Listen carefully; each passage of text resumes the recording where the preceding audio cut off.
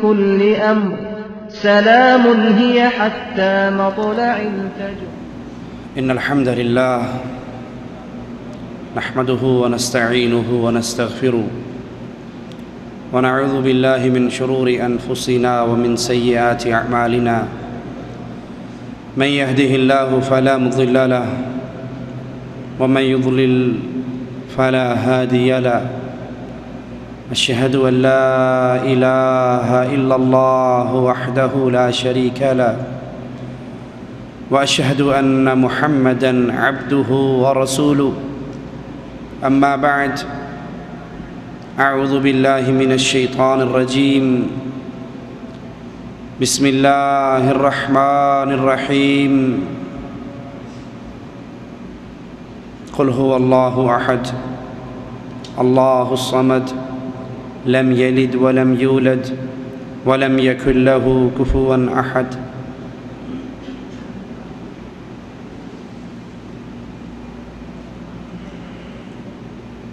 ہماری یہ زندگی جو اللہ مالک کی طرف سے دی ہوئی پہلی اور آخری مہلت ہے، ہر گزرتے ہوئے لمحے کے ساتھ اپنے اختتام کی طرف جا رہی ہے۔ ہر ڈوبنے والا سورج مجھے اور آپ کو قبر کے مزید قریب کر رہا ہے۔ خوش نصیب ہے وہ انسان جس کے سفر کا اختتام اللہ کی جنت پر ہو۔ اللہ سے دعا ہے وہ اپنی رحمت سے ہم سب کو اہل جنت میں شامل فرمائے، اور بد نصیب ہے وہ انسان جو بے بہا مواقع ملنے کے باوجود اپنی جان کو جہنم کی دہکتی ہوئی آگ سے نہ بچا سکے۔ یہ رمضان کا مبارک مہینہ ایک بڑا عظیم موقع ہے آپ کے لیے اور ہمارے لیے کہ ہم اللہ کی رحمت سے اپنی جانوں کو جہنم کے کڑوں سے آزاد کروا لیں۔ رسول اللہ صلی اللہ علیہ وسلم نے فرمایا، بد نصیب ہے، خاک آلود ہو اس کا ناک جو رمضان کے مہینے کو پائے لیکن اپنے گناہوں کو معاف نہ کروا سکے، اللہ کی جنت میں داخل نہ ہو سکے۔ رمضان کا یہ مہینہ جس کے اندر مالک عز و جل چھوٹے چھوٹے عملوں سے انسانوں کی زندگیوں کے بڑے بڑے گناہوں کو معاف کر دیتا ہے۔ رمضان کا یہ مہینہ جس کی ہر رات میں اللہ عز و جل اپنے بندوں کی گردنوں کو جہنم کے کڑوں سے آزاد کر دیتا ہے۔ اللہ تجھے تیری رحمت کا واسطہ ہے مالک، اپنی رحمت سے ہم سب کی گردنوں کو جہنم کے کڑوں سے آزاد کر دے۔ رمضان کا یہ مہینہ جس کے اندر نیکیاں کمانے کا اتنا موقع ہے کہ رسول اللہ صلی اللہ علیہ وسلم فرماتے ہیں، اس ماہ کے اندر جو انسان روزہ رکھ لے ایمان کی حالت میں ثواب کی امید پر، اللہ عز و جل اس کی زندگی کے گناہوں کو معاف فرما دیتا ہے۔ رسول اللہ صلی اللہ علیہ وسلم فرماتے ہیں، جو انسان اس مہینے میں رات کو قیام کر لے، تراویح پڑھ لے، تو اللہ عز و جل اس کی زندگی کے گناہوں کو معاف کر دیتے ہیں۔ اگر اس نے یہ نماز حالت ایمان میں پڑھی ہے، ثواب کی امید سے پڑھی ہے، رسول اللہ صلی اللہ علیہ وسلم فرماتے ہیں، کوئی شخص شب قدر کو جاگ لے، عبادت کر لے اللہ عز و جل کی، تو ایک رات کی عبادت سے اللہ مالک اس کی زندگی بھر کے گناہوں کو معاف کر دیتا ہے۔ کتنا ہے وہ بد نصیب جس نے یہ مہینہ پایا، یہ ایام پائے، اور پھر بھی وہ اللہ عز و جل سے معافی نہ پا سکا، اپنی گردن کو جہنم کے کڑوں سے آزاد نہ کروا سکا۔ یہ بد نصیب انسان ہے۔ آئیے دیکھیے وہ کیا وجہ ہے کہ نماز پڑھنے والے، روزہ رکھنے والے، حج کرنے والے، زکوٰۃ دینے والے، صدقہ دینے والے، جہاد کرنے والے پھر بھی اللہ کی جہنم میں داخل ہوں گے، پھر بھی وہ اللہ سے معافی کا پروانہ نہ پا سکیں گے، ان کے نامہ اعمال ان کے دائیں ہاتھ میں نہیں آئیں گے؟ کیوں؟ کیا یہ ہو سکتا ہے انسان نماز پڑھے اور جہنم میں جائے؟ انسان روزہ رکھے اور جہنم میں جائے؟ انسان حج کرے اور جہنم میں جائے؟ انسان جہاد کرے اور جہنم میں جائے؟ انسان صدقہ اور خیرات دے اور پھر جہنم میں جائے؟ کیا یہ پاسیبل ہے؟ کیا یہ ممکن ہے؟ ہاں میرے پیارے بھائی، اگر نماز پڑھنے والا، روزہ رکھنے والا، حج کرنے والا، زکوٰۃ دینے والا، جہاد کرنے والا لا الہ الا اللہ کو نہیں پہچانتا، محمد الرسول اللہ کی مفہوم کو نہیں سمجھتا، تو اس کی نماز، اس کا روزہ، اس کا حج، اس کی زکوٰۃ، اس کا صدقہ و خیرات اللہ کے دربار میں اس کے لیے ترازو ہی نہیں لگے گا، اس کو تولا ہی نہیں جائے گا اگر اس کے پلے میں دو چیزیں نہیں ہیں۔ اس بات کو دوسرے لفظوں میں یوں سمجھ لیجئے، آپ جو یہ روزہ رکھ رہے ہیں، آپ حج کر رہے ہیں، آپ زکوٰۃ دے رہے ہیں، آپ جہاد کر رہے ہیں، آپ نمازیں پڑھ رہے ہیں، یہ ساری نیکیاں اللہ کے دربار میں قبولیت کا شرف کب پائیں گی؟ کس کی قبول ہوں گی؟ بنیادی شرط جس کی اللہ سے محبت ہو، جس کی اللہ سے دوستی ہو، جس کا اللہ سے رشتہ ہو، جس کا اللہ سے تعلق ہو، اس کی تو یہ محنتیں اللہ کے درگاہ میں، اللہ کے دربار میں قبول ہوں گی، اللہ ان کو پسند فرمائے گا۔ اور جس کی اللہ سے دوستی نہیں، دشمنی ہے، پیار نہیں، نفرت ہے، اپنا نہیں پرایا ہے، تو پرائے کا ہدیہ کوئی قبول نہیں کیا کرتا۔ اللہ کی دوستی کس سے ہے؟ جس نے اللہ کے نبیوں کی بنیادی اور پہلی دعوت کو سمجھا، یہ اللہ کا پیارا ہے۔ محمد الرسول اللہ صلی اللہ علیہ وسلم سفر سے لوٹ رہے، رات جنگل میں پڑاؤ کرتے ہیں، فجر کے وقت ایک چرواہا جو جنگل میں بکریاں چرا رہا ہے، وہ اپنی چراگاہ میں ہی کھڑے ہو کر آواز لگاتا ہے، اللہ اکبر، اللہ اکبر۔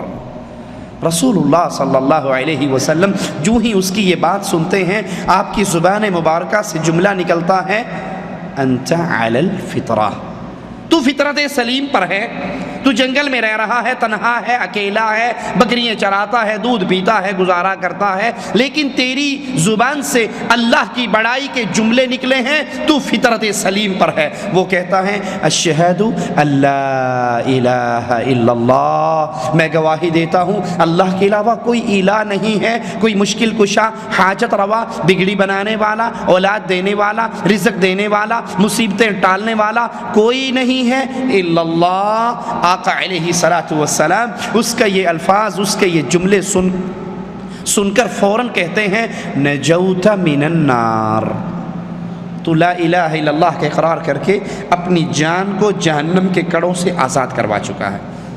تو یہ نمازیں، یہ روزے، یہ حج، یہ کس کی قبول ہونی ہے؟ جس نے لا الہ الا اللہ کو سمجھا، دعوت توحید کو سمجھا، انبیاء کی لائی ہوئی پہلی دعوت کو قبول کیا، اس پر اپنی زندگی گزاری، اس پہ قائم اور دائم ہوا، اس کی محنتیں قبول ہیں، اس کے روزے قبول ہیں، اس کو نماز مبارک ہو، یہ وضو کر کے 2 رکعتیں نماز بھی پڑھ لیتا ہے، تو امام الانبیاء، امام اعظم فرماتے ہیں، جس نے میرے طریقے پہ وضو کی اور پھر 2 رکعت نماز ادا کی، اللہ عز و جل اس کے گناہوں کو معاف فرما دیتا ہے۔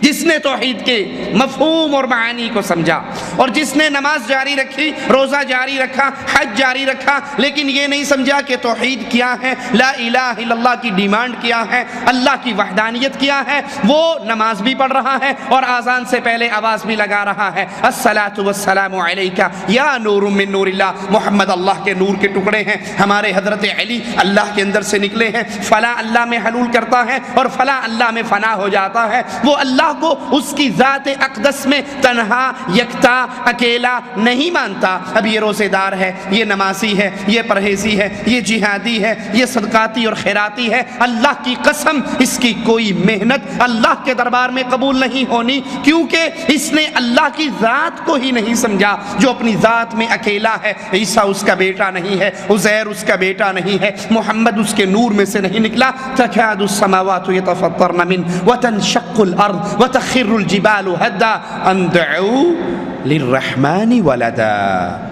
اب جس نے اللہ کی ذات میں کسی اور کو شریک بنایا، جس نے یہ کہا، وہی جو مستوی عرشدہ خدا ہو کر اتر پڑا مدینے میں مصطفیٰ ہو کر. جس نے یہ کہا بے تیدی گال نہ کرمائی، مینو الف دی سمجھ نہیں آئی، میم دا برخا پا کے احد احمد دے وچ اتر آئی. جس نے یہ کہا کہ نہیں چاچڑ وانگ مدینہ ڈسے کوٹ میٹھن بیت اللہ، ظاہر دے وچ پیر فریدن، باطن دے وچ اللہ. یہ بظاہر بابا فرید ہے، حقیقت کے اندر اللہ بیٹھا ہے. بظاہر ہمارے شیخ ہیں، حقیقت میں اس کے اندر اللہ حلول کر چکا ہے. یا جیسے مولوی زکریا صاحب فضائل صدقات میں لکھتے ہیں، اے اللہ معاف فرمانا، جھوٹا ہوں کچھ نہیں ہوں، تیرا ہی ذل ہے، تیرا ہی وجود ہے، میں کیا ہوں کچھ نہیں ہوں، جو تو ہے وہ میں ہوں. لا حول ولا قوت الا باللہ. جس کا یہ عقیدہ ہوا، جس نے اللہ کی توحید ذات کو نہ سمجھا، جس کے بارے میں کفار نے بھی کہا تھا صف لنا ربک، اپنے رب کی صفات تو بیان کیجئے، آپ کا رب کیسا ہے، کس چیز کا ہے. تو مالک عز و جل نے قرآن حکیم کی آیات نازل فرمائی، قل هو اللہ احد، اللہ ایک ہے. لوگوں اس مسئلے کو یاد کر لو، اللہ کی قسم جیسے کفار مکہ کے دور میں اس مسئلے کو یاد کروانے کی ضرورت تھی کہ اللہ کو ایک مانا جائے، عیسیٰ اللہ کا بیٹا نہیں، عزیر اللہ کا بیٹا نہیں، اسی طرح آج پاک و ہند کی گلیوں میں اس آواز کو دوبارہ بلند کرنے کی ضرورت ہے. قل هو اللہ احد، اللہ ایک ہے. لوگوں اللہ دو نہیں ہے، اللہ تین نہیں ہے، اللہ چار نہیں ہے، اللہ پانچ نہیں ہے. آج ہماری دھرتی پہ ایک اللہ کا تصور نہیں، دو اللہ کوئی پوج رہا ہے، کوئی پانچ اللہ پوج رہا ہے. کوئی کہتا ہے لی خمسہ اطفی بہا حر الوبا مصطفیٰ مرتضی وابنیہما والفاطمہ، میری مشکل محمد علی حسن حسین فاطمہ پانچ مل کے پوری کرتے ہیں. کوئی پانچ کو الہ مان رہا ہے، کوئی پنجتن پاک کو پوج رہا ہے، کوئی اللہ اور علی کو الہ کہتا ہے، کوئی اللہ اور رسول اللہ کو الہ کہتا ہے. آج پھر ضرورت ہے اسی بنیادی دعوت کو لے کر کھڑے ہونے کی. لوگوں قل هو اللہ احد، اللہ ایک ہے. کوئی پیر اللہ میں فنا نہیں ہو سکتا، کوئی ولی اللہ میں فنا نہیں ہو سکتا، کوئی شیخ اللہ میں فنا نہیں ہو سکتا. اللہ کسی کے اندر حلول نہیں کرتا. منصور حلاج نے انا الحق کا نعرہ لگایا تو لوگوں وہ منصور حلاج اللہ کا ولی نہیں تھا، وہ فرعون کی جماعت سے تھا. اس نے بھی کہا تھا انا ربکم الاعلی، وہ کافر تھا. یہ عقیدہ، یہ نعرہ، یہ دعویٰ، یہ کفر کا دعویٰ ہے، ایمان کا نہیں. لوگوں پھر سبق یاد کرو، قل هو اللہ احد. اور جس کو یہ سبق یاد نہیں، اس کے روزے برباد ہیں، اس کی نماز برباد ہے، اس کے جہاد برباد ہے، اس کا قتال برباد ہے، اس کے مارکے برباد ہیں. اگر اس نے اس سبق کو یاد نہیں کیا کہ قل هو اللہ احد، اللہ ایک ہے، اپنی ذات میں اکیلا ہے، کوئی اس کے نور کا ٹکڑا نہیں ہے، کوئی اس کا حصہ نہیں ہے، کوئی اس میں نہیں گیا، وہ کسی میں نہیں گیا. یہ تمام عقیدے کفر اور شرک کے عقیدے ہیں. اگر یہ پہلا سبق توحید کا یاد رہے گا تو پھر بات آگے چلے گی، پھر نماز روزے کی گنتی ہوگی، پھر حج و جہاد و زکوٰۃ کی گنتی ہوگی. یہ توحید دوبارہ یاد کروانے کا وقت ہے. لوگوں اس دعوت توحید کو دوبارہ بلند کرنے کا وقت ہے کہ اللہ اپنی ذات میں اکیلا ہے. جیسے اپنی ذات میں اکیلا ہے ویسے وہ اللہ اپنی صفات میں اکیلا ہے. اللہ کی جو صفت ہے وہ کسی کے اندر نہیں آ سکتی. والرحمن علی العرش استوى، رحمان اپنے عرش پر ہے، عرش پہ مستوی ہے، یہ اللہ کی صفت ہے. اب عرش کے اوپر کوئی اور نہیں جا سکتا. اللہ اپنی صفت علو میں تنہا ہے. جو یہ کہتے ہیں کہ اللہ کے نبی عرش پہ گئے، اللہ نے کہا ہے نبی اور قریب ہو، ادنو منی اور میرے قریب ہو، پھر درمیان کے اندر دو کمانوں کا فاصلہ رہ گیا. یہ جھوٹ بولتے ہیں، یہ اللہ پر تہمت لگاتے ہیں، یہ اللہ کی توحید اسماء و صفات کو نہیں جانتے. اللہ اپنے صفت علو میں یکتا ہے، تنہا ہے، اکیلا ہے. اپنے نبی کو لے گیا سدرۃ المنتہا تک لے گیا، جہاں تک اس نے چاہا لے گیا. لیکن کوئی نبی، کوئی مخلوق اللہ کے عرش پر نہیں. اللہ اکیلا تنہا ہے، مستوی ہونے میں اپنے عرش کے اوپر. اللہ کی صفات کو سمجھیے، وہ اللہ ہے، وہ اس کی صفات تنہا یکتا اکیلی اس کے لیے ہے. وہ دلوں کے راز جانتا ہے، وہ دلوں کی باتیں جانتا ہے. کالی سیاہ چیونٹی کالی رات کالے پہاڑ کی جڑ میں چلتی ہے، یہ اللہ ہے جو اس چیونٹی کو اس جگہ پہ دیکھتا بھی ہے، اس کا رزق یہاں پر پہنچاتا بھی ہے. یہ اللہ اپنی صفات میں اکیلا ہے. اللہ کے علاوہ اس کی صفتوں کو اور کوئی نہیں جانتا، اور کسی کے اختیار میں نہیں ہے. اللہ دلوں کے راز جانتا ہے. اب جس کا یہ نعرہ ہے شہباز، لال شہباز قلندر، شہباز کرے پرواز جانے راز دلا دے۔ ہمارا لال شہباز پرواز کرتا ہے اور ہر دل میں پیدا ہونے والے خیال کو لال شہباز قلندر جانتا ہے۔ وہ اللہ کی توحید میں شرک کر رہا ہے، اللہ کی قسم اس کے روزے برباد ہیں، اس کی نمازیں برباد ہیں، اس کا حج و جہاد و زکوٰۃ و صدقہ و خیرات برباد ہے، اس کا بالکل اللہ کے دربار میں میزان نہیں لگے گا۔ کیوں؟ اس نے اللہ کی توحید کے اندر کسی اور کو شریک کیا۔ اسی طرح عبادت خاص حق ہے اللہ کا۔ توحید عبادت کو سمجھیے، جو عمل عبادت ہے اللہ کے لیے، موٹا سا جٹاک کا مسئلہ آپ کو سمجھا جاؤں، بڑی نیچے سطح پر اتر کے، جو کام اللہ کے لیے کیا جائے اور وہ خاص عبادت قرار پائے اللہ کی، وہ عمل کسی اور کے لیے نہیں ہو سکتا۔ اگر یہ سجدہ اللہ کی عبادت ہے تو پھر یہ کسی اور کے لیے جائز نہیں۔ یہ رکوع اللہ کے لیے کرتے ہو، عبادت سمجھتے ہو، یہ رکوع کسی اور کے لیے جائز نہیں۔ یہ قوموا للہ قانتین، یہ قیام، اٹینشن، کھڑے ہونا نماز کی کیفیت میں، یہ اللہ کے لیے کرتے ہو، اب یہ کسی ترانے کے لیے جائز نہیں ہے۔ یہ قربانی، یہ ذبح اللہ کے لیے کرتے ہو، یہ کسی اور کے لیے جائز نہیں ہے۔ یہ نذر اور نیاز اللہ کی عبادت سمجھ کے دیتے ہو، یہ کسی اور کے لیے جائز نہیں ہے۔ خوف، امید، توکل، بھروسے اللہ پر کرتے ہو تو اب یہ اس کیفیت میں کسی اور کے لیے جائز نہیں ہے کہ مولوی صاحب باتیں تو ٹھیک ہیں لیکن دیکھو نا، اگر ہم نے 11ویں والے دن بھینس کا دودھ نکال کے بابا جی کی سبیل نہ لگائی تو پیر صاحب ہماری بھینس کو ہی مار دیں گے۔ یہ خوف کہ کوئی موت و حیات کا مالک ہے، یہ خوف صرف اللہ کے لیے ہے۔ اگر کوئی یہی خوف کسی اور کے لیے رکھتا ہے، صبح گاڑی سٹارٹ کرتا ہے، روڈ پر آتا ہے، ابھی اس نے پیسنجر بٹھائے نہیں ہیں، ابھی سواریاں آئی نہیں ہیں،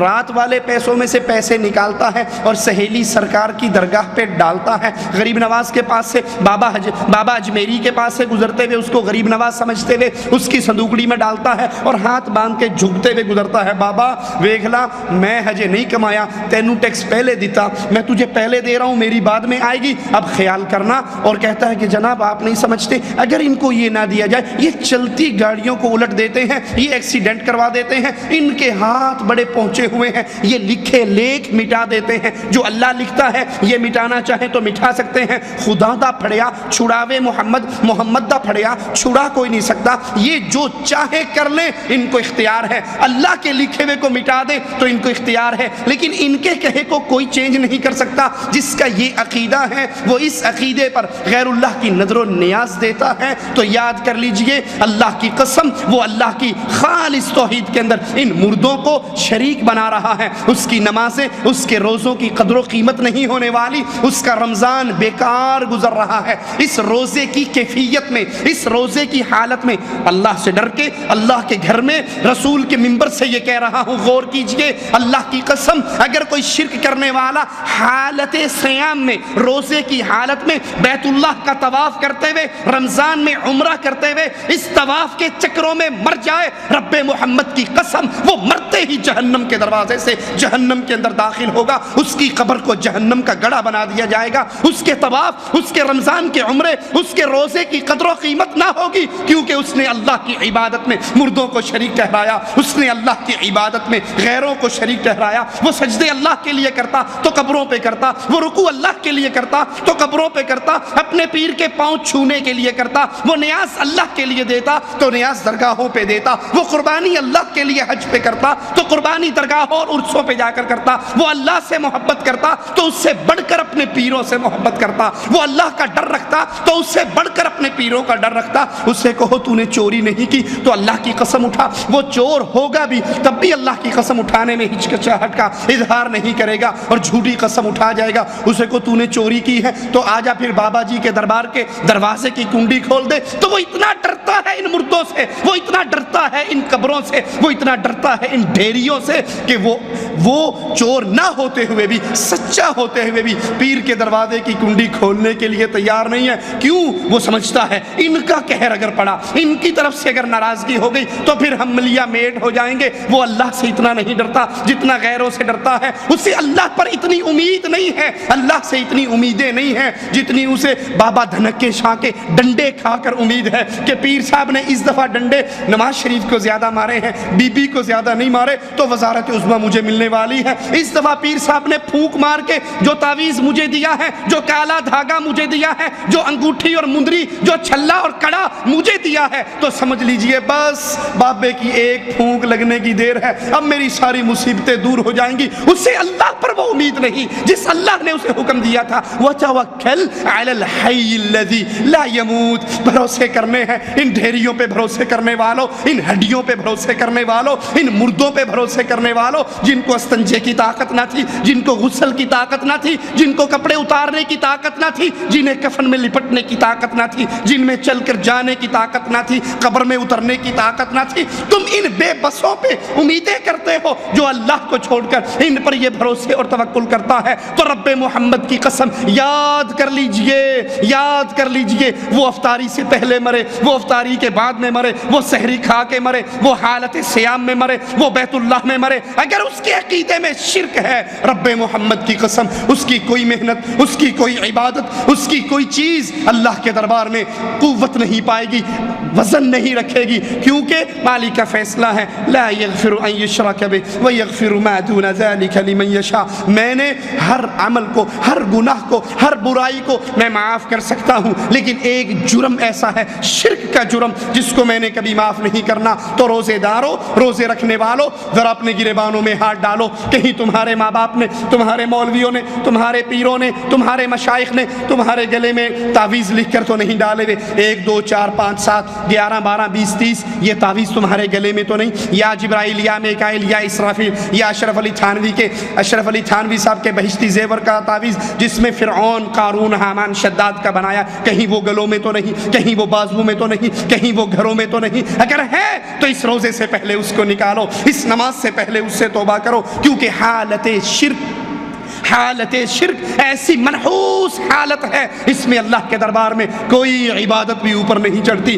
اور جب انسان موحد بن جاتا ہے، جب انسان موحد بن جاتا ہے، اس کی قیمت اتنی بڑھ جاتی ہے۔ امام الانبیاء، امام اعظم محمد رسول اللہ صلی اللہ علیہ وسلم فرماتے ہیں حشر کا میدان ہوگا، ایک شخص کو لایا جائے گا جس کے گناہوں کے پلڑے میں جہاں تک اس کی نظر جائے گی گناہوں کے رجسٹر بھرے ہوں گے، 70 رجسٹر ہوں گے، ایک رجسٹر کی لمبائی اس کی حد نگاہ تک ہوگی، اور وہ انسان اللہ سے کہے گا اللہ میں مارا گیا، آج تو میرے بہت گناہ میرے نامہ اعمال کے پلڑے میں رکھے ہوئے، مالک کہے گا تیرے ساتھ زیادتی نہیں ہوگی، وہ کہے گا میں جانتا ہوں نیکیوں کا پلڑا خالی ہے، گناہوں کا پلڑا 70 رجسٹروں سے بھرا ہوا ہے، میں آج برباد ہو گیا۔ ایک پرچی نکلے گی، ایک چٹ نکلے گی، ایک چھوٹا سا بطاقہ نکلے گا جس پہ لکھا ہوا ہوگا لا الہ الا اللہ۔ اس کی گردن کٹ جایا کرتی تھی لیکن درگاہوں پہ نہیں جھکتی تھی۔ یہ سبز جھنڈے کو دیکھے، یہ کالی جھنڈی کو دیکھے، یہ عباس کے پنجے کو دیکھے، یہ محرم کی دلدل کو دیکھے، نہ یہ گھوڑوں کے نیچے جھکتا تھا، نہ یہ درگاہوں پہ جھکتا تھا، نہ یہ قبروں پہ جھکتا تھا۔ یہ کسی طاغوت کو دیکھے، کسی پیر کو دیکھے، کسی مجذوب کو دیکھے، کبھی اس کے پاؤں چھونے کے لیے یہ نہیں جھکا تھا۔ یہ اللہ اس الہ کو مانتا تھا، یہ مشکل کشا اسی کو کہتا تھا، حاجت روا اسی کو کہتا تھا۔ اس نے کبھی کسی مردے کو داتا کا نام نہیں دیا، اس نے کبھی کسی مردے کو غریب نواز، بندہ پرور کا لقب نہیں دیا۔ لا الہ الا اللہ، یہ وہ بندہ تھا، اس کے گناہ تو بہت زیادہ ہیں لیکن اس کی نیکیوں میں ایک بڑی عظیم نیکی ہے، اس نے شرک نہیں کیا، نہ ذات میں شرک کرتا، نہ صفات میں شرک کرتا، نہ عبادت میں شرک کرتا۔ فرشتوں، میرے بندے کے گناہوں کو اس توحید کے عقیدے سے تولو۔ امام الانبیاء، امام اعظم فرماتے ہیں میزان کو تولا جائے گا، وہ چھوٹا سا کارڈ، وہ چھوٹا سا بطاقہ، وہ چھوٹی سی پرچی جس پہ سچی توحید کا عقیدہ درج ہوگا، وہ 70 رجسٹروں پر بھاری ہوگا۔ اللہ کے فرشتے اس کو جنت میں داخل کر دیں گے۔ اگر چاہتے ہو ان روزوں کی قیمت لگے، اگر چاہتے ہو ان تراویح کی قیمت لگے، اگر چاہتے ہو ان افطاریوں کی قیمت لگے، تو پہلے اللہ کے لیے رب کی توحید کو سمجھو، اس قرآن کو ترجمے سے پڑھو، نبی کی لائی ہوئی اس بنیادی دعوت جس کے لیے نبی کا ماتھا پھٹا، جس کے لیے نبی کو طائف میں زخمی ہونا پڑا، نبی کی بیٹیوں کو طلاق ملی، نبی کو مکہ چھوڑ کر ہجرت کرنی پڑی، ساری مصیبتیں برداشت کی، لیکن توحید کی دعوت سے ہاتھ نہیں کھینچا۔ افسوس افسوس افسوس ان نام نہاد موحدوں پر جنہوں نے آج لا الہ الا اللہ کی سچی دعوت کو اس لیے چھوڑ دیا۔ مولانا صاحب یہاں پر لا الہ الا اللہ کے مفہوم کو کھول کر بیان نہیں کرنا، کیونکہ یہ الیکشن کا جلسہ ہے، یہ جمہوریت کا جلسہ ہے، ہمارے اس الیکشن میں سارے آئے ہوئے ہیں، ہم ایم این اے اور ایم پی اے کی سیٹ پہ کھڑے ہیں، ہم نے ووٹ لینے ہیں۔ اگر آپ نے کہہ دیا لا الہ الا اللہ کا مطلب یہ ہے اللہ کے علاوہ مشکل کشا کوئی نہیں، حاجت روا کوئی نہیں، غوث اعظم کوئی نہیں، بگڑی بنانے والا کوئی نہیں، بری کرنے والا نہیں،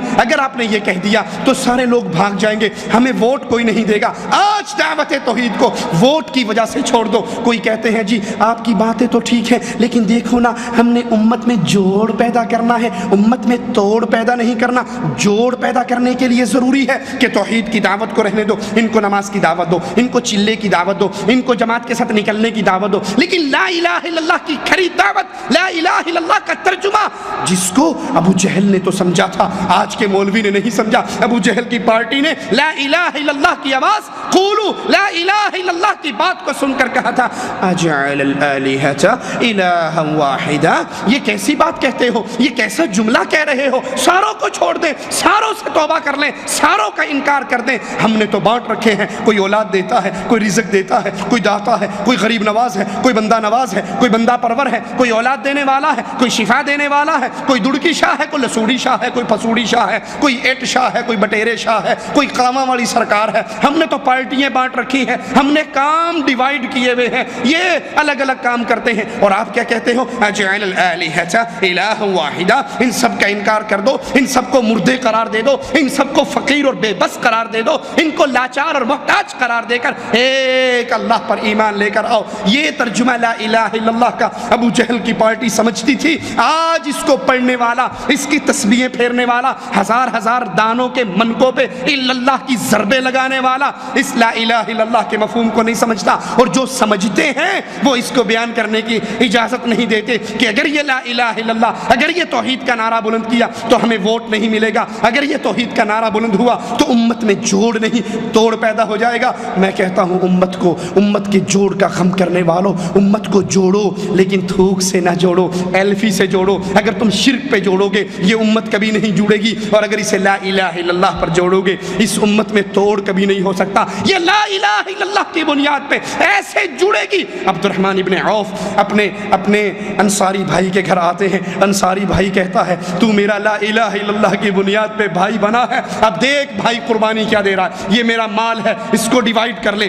آدھا کر لے، آدھا تو لے جا، آدھا مجھے دے دے، میری دو بیویے ہیں، تو دونوں کو دیکھ لے، جو تجھے بھلی لگے میں اس کو ڈائیورس کر دوں گا، میں اس کو طلاق دے دوں گا، وہ اپنی عدت جب پوری کر لے گی اے بھائی تو اس سے نکاح کر لینا، کیونکہ تیری اور میری بھائی بندی لا الہ الا اللہ کی بنیاد پہ ہوئی ہے۔ لوگوں امت کو جوڑو لا الہ الا اللہ کی بنیاد پہ، یہ امت توحید کے علاوہ کسی بات پہ نہیں جڑ سکتی، یہ جڑے گی تو اللہ کی وحدانیت پہ جڑے گی۔ کسی کو ڈر ہوتا ہے اگر توحید کی بات کی ہمیں چندے بند ہو جائیں گے، ہماری قربانی کی کھالیں بند ہو جائیں گی، ہمارا جہاد کا فنڈ بند ہو جائے گا، ارے بھاڑ میں جائے لڑائیے، ارے بھاڑ میں جائے سارے اعمال۔ اگر تمہیں لا الہ الا اللہ سے قربانی کی کھال زیادہ پسند ہے، لا الہ الا اللہ سے ووٹ زیادہ پسند ہے، لا الہ الا اللہ سے تمہیں چلے کی جوڑ زیادہ پسند ہے، تو پھر افسوس سے کہتا ہوں قیامت کا دن ہوگا، اپنے اللہ کے سامنے کس منہ سے پیش ہوگے؟ جہاں پہ قیمت، جہاں پہ ترازو لگے گا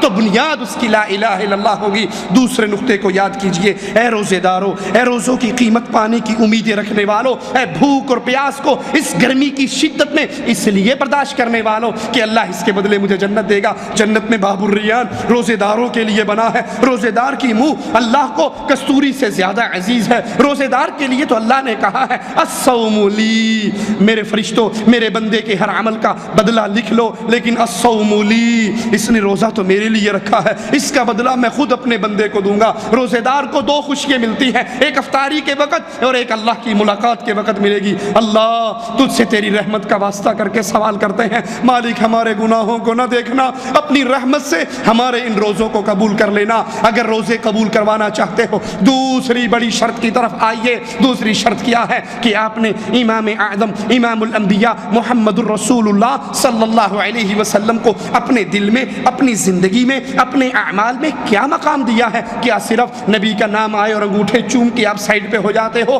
یا آپ کی نماز محمدی ہے، آپ کا روزہ محمدی ہے، آپ کا حج محمدی ہے، آپ کا جہاد محمدی ہے، آپ کا صدقہ محمدی ہے، آپ کی طلاق محمدی ہے، آپ کا نکاح محمدی ہے؟ ایک ایک عمل زندگی کا وہ بول کر کہے اگر کسی نے میرا امام دیکھنا ہے، میری نماز دیکھو، میں اپنے امام کی طرح کی نماز پڑھ رہا ہوں۔ کسی نے میرا امام دیکھنا ہے، میرے حج کو دیکھو، میں اپنے امام کے طریقے پہ حج کر رہا ہوں۔ کسی نے میرا امام دیکھنا ہے، میرے نکاح کے طریقے کو دیکھو، میں اپنے امام کے طریقے پہ نکاح کر رہا ہوں۔ کسی نے میرا امام دیکھنا ہے، میری طلاق کو دیکھو، میں اپنے امام کے طریقے پہ طلاق دے رہا ہوں۔ کسی نے میرے امام کو دیکھنا ہے، میرے جسم کو دیکھو، میری زندگی کو دیکھو، میرے عملوں کو دیکھو، میرے سارے عمل بول بول کے بتا رہے ہیں یہ محمدیت کے رنگ میں رنگا ہوا ہے۔ یہ ہر عمل کرنے سے پہلے سوچتا ہے میرے امام، میرے قائد، میرے رہنما، میرے آقا امام الانبیاء امام اعظم محمد الرسول اللہ صلی اللہ علیہ وسلم نے یہ عمل کیسا کیا۔ اگر یہ سوچ میرے اور آپ کے دل میں نہیں ہے،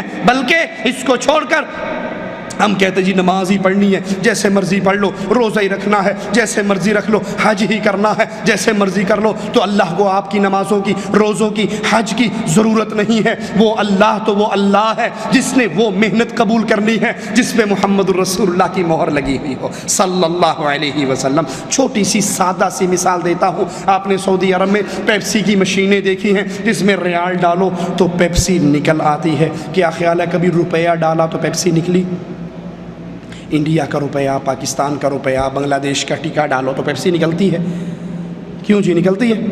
نہیں نکلتی؟ ٹرائی تو کی تھی نا، ویسے نہیں نکلتی۔ کیوں نہیں نکلتی؟ یہ اس پیپسی کی مشین سے پاکستانی روپیہ، انڈین روپیہ، بنگالی ٹکا ڈالنے سے پیپسی کیوں نہیں نکلتی؟ کبھی غور کیا آپ نے؟ اس لیے نہیں نکلتی کہ اس کے اندر ریال کی تصویر چھپی ہوئی ہے، ملک عبداللہ حافظہ اللہ کی تصویر چھپی ہوئی ہے۔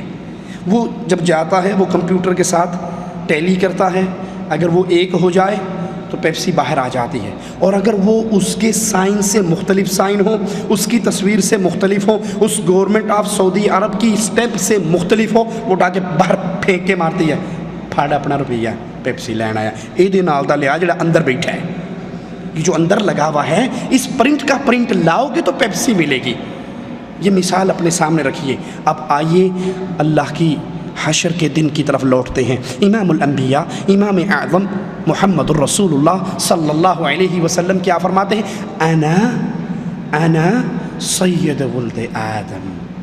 آدم کی بڑی لمبی اولاد ہے، بہت زیادہ اولاد ہے، لیکن لوگوں یاد رکھنا اس ساری اولاد کی سرداری اللہ نے کس کو؟ 4 اماموں کو، 12 اماموں کو، رائمنڈ والوں کو، بریلی والوں کو، دیوبند والوں کو، بغداد والوں کو، کوفے والوں کو، امرتسر والوں کو، دلی والوں کو، کس کو دی ہے؟ ہماری لڑائی یہی ہوتی ہے نا، جی آپ کو زیادہ پتہ، ہمارا مولوی، وہ کہتا ہے چل پیچھے ہو میرا مولوی، وہ کہتا ہے سائڈ دے ہو میرا امام۔ یہی لڑائی ہے، وہ اپنے امام کو بڑا کر رہا ہے، یہ اپنے کو بڑا کر رہا ہے، وہ اس کے امام کی ٹانگ کھینچتا ہے، یہ اس کے امام کی ٹانگ کھینچتا ہے، وہ اس کے مولوی کو گالی دیتا ہے، وہ اس کے مولوی کو گالی دیتا ہے۔ اللہ نے لڑائی ختم کر دی، اللہ کے رسول نے لڑائی ختم کر دی۔ کیسے؟ انا سید ولد آدم۔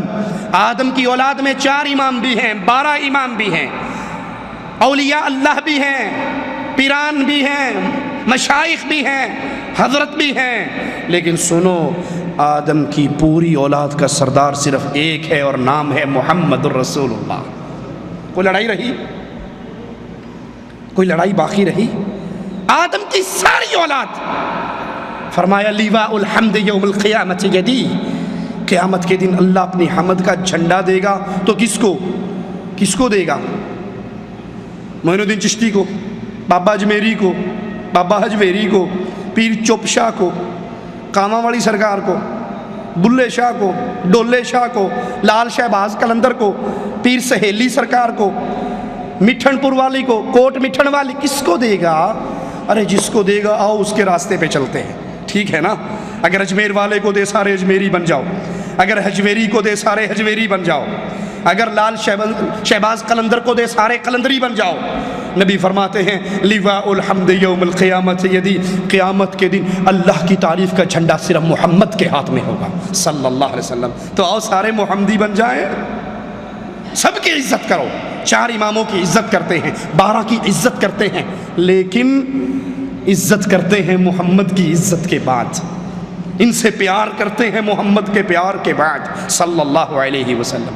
फरमाया आदमु वमन सिवाउ तहत लिवाई, आदम के बेटे से, आदम से लेके उसके आखिरी बेटे तक अगर छाँव मिलेगी तो मोहम्मद के झंडे के नीचे मिलेगी सल्लल्लाहु अलैहि वसल्लम। आइए फिर सबकी इज्जत करो, सबका एहतराम करो, लेकिन आज से अपने अपने मजहब के बने हुए खैमों से बाहर निकल के आइए मोहम्मद सल्लल्लाहु अलैहि वसल्लम के झंडे के नीचे पनाह ले लें। मेरे नबी कह रहे हैं आदम से लेके उसके आखिरी बेटे तक अगर छाँव मिलेगी तो मेरे झंडे के नीचे मिलेगी। मैं वो हूँ, जब तक जन्नत में दाखिल ना हो जाऊँ कोई नबी दाखिल नहीं हो सकता, जब तक मेरी उम्मत दाखिल ना हो जाए किसी नबी की उम्मत दाखिल नहीं हो सकती। आइए इस रसूलुल्लाह को समझे। नमाज पढ़ने से पहले रुक जाओ, देखो नबी ने कैसे पढ़ी। रोज़ा रखने से पहले रुक जाओ, देखो नबी ने कैसे रखा। हज करने से पहले रुक जाओ, नबी के फरमान को याद करो, खुदू अन्नी मनासिककुम। हज का तरीका नबी से, नमाज का तरीका नबी से। लेकिन शादी मेरा ख्याल अपनी मर्जी से कर लेनी चाहिए। क्या ख्याल है? शादी में नबी का तरीका औखी गल है। मौलवी साहब तुसी ते होए मौलवी ते असी ते चौधरी होने हैं। जब तक मेरी बारात में 200 गाड़ियाँ नहीं जाएंगी, नाक कट जाएगी चौधरी की। चौधरी की बारात आई, शेख की बारात आई, हैं सैयद साहब की बारात आई और उसमें 10 आदमी थे, 200 गाड़ियाँ नहीं थी। अरे इस लड़की का क्या कसूर है? इस बच्ची का क्या कसूर है? इसके बाप की यही गलती है कि इसके घर में लड़की पैदा हो गई। मेरे नबी सल्लल्लाहु अलैहि वसल्लम ने क्या कहा था लड़की के लिए? फरमाया जिसको अल्लाह 3 बच्चियों से आजमाए, और एक रिवायत में गालिबन 2 का जिक्र भी है, वो क्या करे? बच्ची पैदा हो, अच्छा नाम रखे, उसकी अच्छी तरबियत करे और अच्छी जगह पे उसका रिश्ता कर दे। ठीक है, ये 3 बच्चियाँ उसके और जहन्नम के दरमियान में आड़ बन जाएंगी।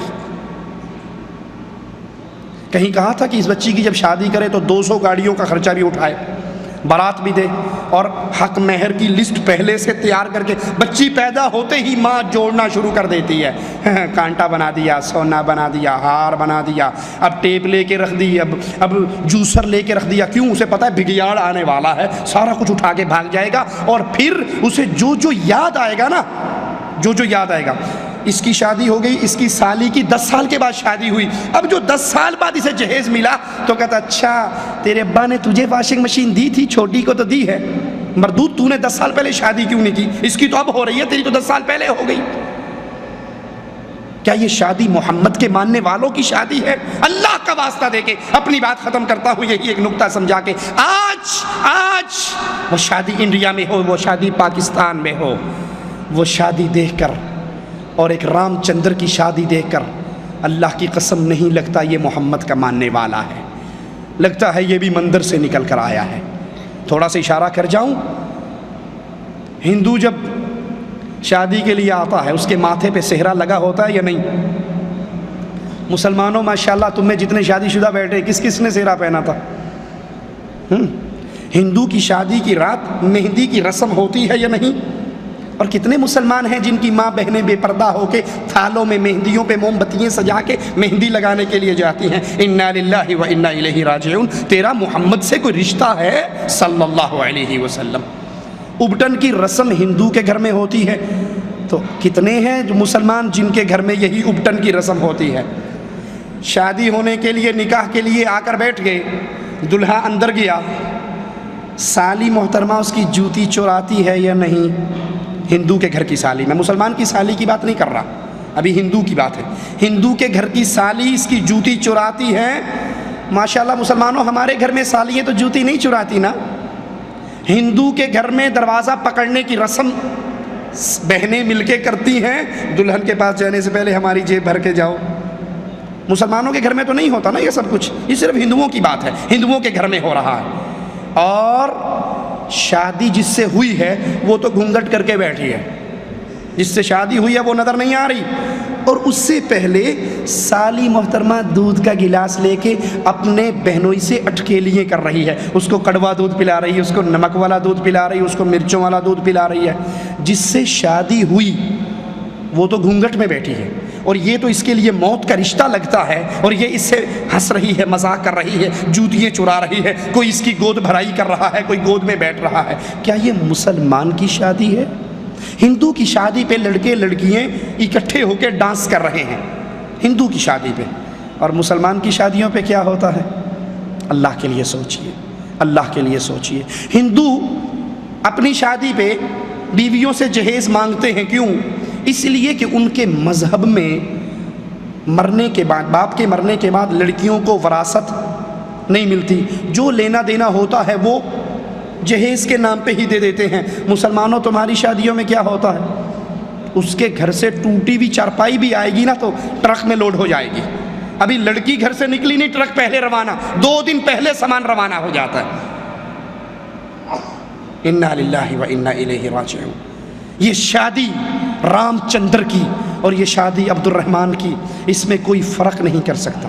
اس عبد الرحمن کو جو شادی کے موقع پہ رام چندر کی سیرت اپنا چکا ہے، صرف اس کی بیوی جانتی ہے کہ یہ مسلمان ہے، کہ اس کی ختنہ ہوئی ہے، اور اس کو کوئی نہیں جانتا کہ یہ مسلمان ہے۔ اس کے عمل سے محمدیت کا رنگ نہیں نکلتا۔ اللہ کے لیے شادیوں میں محمدی بنو، نمازوں میں محمدی بنو، روزوں میں محمدی بنو، نکاح میں محمدی بنو، طلاق میں محمدی بنو۔ ایک ایک عمل آپ کو تبلیغ کرنے کی ضرورت نہ پڑے، لوگ انگلی اٹھا کر کہیں کسی نے محمدی دیکھنا ہے تو وہ دیکھ لو۔ نماز پڑھتے ہوئے محمدی، صرف نماز پہ محمدی نہیں، کاروبار کرتے ہوئے محمدی، نکاح کرتے ہوئے محمدی، معاملات کرتے ہوئے محمدی، امانت لیتے دیتے ہوئے محمدی، ایک ایک عمل میں محمدیت ٹپکے۔ اگر یہ صورت ہے، اگر میری اور آپ کی گاڑی اس روڈ پہ چل رہی ہے جس پہ اللہ کی توحید اور محمد صلی اللہ علیہ وسلم کی سچی رسالت کا اقرار اور عمل ہے، تو مبارک ہو آپ کو روزے، مبارک ہو آپ کو نمازیں۔ اور اگر یہ معاملہ نہیں ہے تو پھر ڈر جائیے، ڈر جائیے، ڈر جائیے۔ اس مسافر کو سامنے رکھیے جس کے پاس گاڑی 0 میٹر ہے، گاڑی کی ٹینکی پیٹرول سے فل ہے، 5واں گیئر ہے، مکے جانا ہے، 120 پہ بھگا رہا ہے، لیکن وہ سڑک پکڑی ہے جو اس کو بحرین لے جاتی ہے۔ کیا یہ کبھی مکہ جائے گا؟ یہ جتنا تیز بھاگے گا منزل سے اتنا دور ہو جائے گا۔ اگر آج میں نے اور آپ نے اس محمدی سڑک کو نہیں سمجھا کہ ہر بندے کی بات جھوٹ ہو سکتی ہے، محمد کی بات جھوٹ نہیں ہو سکتی، ہر بندے کی بات کو ٹھوکر ماری جا سکتی ہے، محمد صلی اللہ علیہ وسلم کی بات کو ٹھوکر نہیں ماری جا سکتی، ہر بندے کی بات کے اندر کوئی نہ کوئی کمی کوتاہی کجی ہو سکتی ہے، صرف ایک ذات، ایک امام، ایک ہستی، ایک ذات ایسی ہے جو جب بولتا ہے وَمَا يَنْطِقُ عَنِ الْهَوَىٰ إِنْ هُوَ إِلَّا وَحْيٌ يُوحَىٰ، وہ دین کی بات کرتا ہی تب ہے جب آسمان والا جبرائیل کو بھیج دیتا ہے۔ اللہ سے دعا ہے اللہ ہمارے روزوں کو قبول فرمائے، ہمارے صیام و قیام کو قبول فرمائے، ہماری محنتوں کو قبول فرمائے، ہمیں زندہ رکھے، ایمان پہ رکھے، ہمیں موت دے تو اس حال پہ دے۔ اللہ ہم سے راضی ہو، ہم اپنے اللہ سے راضی ہوں۔ اے اللہ ہم گناہ گار ہیں، اپنی رحمت سے ہمارے گناہوں کو معاف فرما۔ اللہ ہم خطا کار ہیں، اپنی رحمت سے ہماری خطاؤں کو معاف فرما۔ اللہ ہمیں جب بھی موت دینا اس حال میں دینا تو ہم سے راضی ہو، ہم تجھ سے راضی ہوں۔ ہمیں اللہ اپنے حبیب محمد کریم صلی اللہ علیہ وسلم کے جھنڈے کے نیچے جگہ دینا، جنت میں ان کا پڑوس عطا فرمانا۔ اللہ جنت کی سب سے پیاری نعمت تیرے پیارے چہرے کا دیدار ہے مولا۔ اللہ ہمیں ان خوش نصیبوں میں شامل فرمانا جو یوم مزید تیرے چہرے کا دیدار کریں۔ اقول قولی ھذا واستغفر اللہ لی ولکم ولسائر المسلمین فاستغفروہ انہ هو الغفور الرحیم۔ السلام علیکم ورحمۃ اللہ وبرکاتہ۔ بسم اللہ والصلاۃ والسلام علی رسول اللہ وبعد۔ دوستوں اور بزرگوں، یقیناً یہ آپ لوگوں کا قیمتی وقت ہے، روزے کی حالت میں ہیں اور آپ لوگ یہاں تشریف لائے ہیں، اور شیخ کی تقریر سے آپ مستفید ہو رہے تھے۔ اللہ تعالیٰ سے دعا ہے اللہ تعالیٰ ہم تمام لوگوں کو اجر عظیم عطا فرمائے، خاص کر ہمارے شیخ جو مسلسل پروگرام ہونے کے باوجود یہاں ہمارے لیے وقت دیا ہے۔ اللہ تعالیٰ سے دعا گو ہوں اللہ شیخ کو بہترین جزا عطا فرمائے۔ میرے دوستو، آپ لوگوں کو سوال کے لیے پرچہ دیا گیا ہے، جن صاحب کو کوئی سوال ہو آپ اس میں لکھ کر کے یہاں بھیجیں تاکہ آپ کے سوال کا قرآن و سنت کی روشنی میں جواب دیا جا سکے۔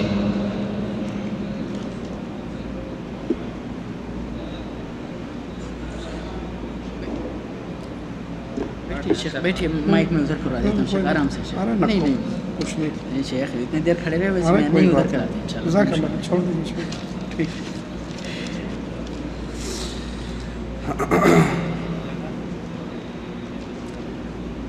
ایک بھائی کا سوال ہے کہ میرے خاندان میں جو لوگ گزر چکے ہیں، فوت ہو گئے ہیں، وہ سب شرک کرتے تھے، لیکن میں انہی کی اولاد میں سے ہوں اور شرک سے پرہیز کرتا ہوں۔ کہ اللہ میرے فوت شدہ کی بخشش کر دے گا، کیونکہ میرے بڑے جو مر چکے ہیں انہیں معلوم بھی نہ تھا کہ شرک بڑا گناہ ہے۔ شرک اکبر ایک ایسا جرم ہے کہ اللہ نے وہ کسی کا معاف نہیں کرنا، اس کے اندر جہالت بھی عذر نہیں ہے۔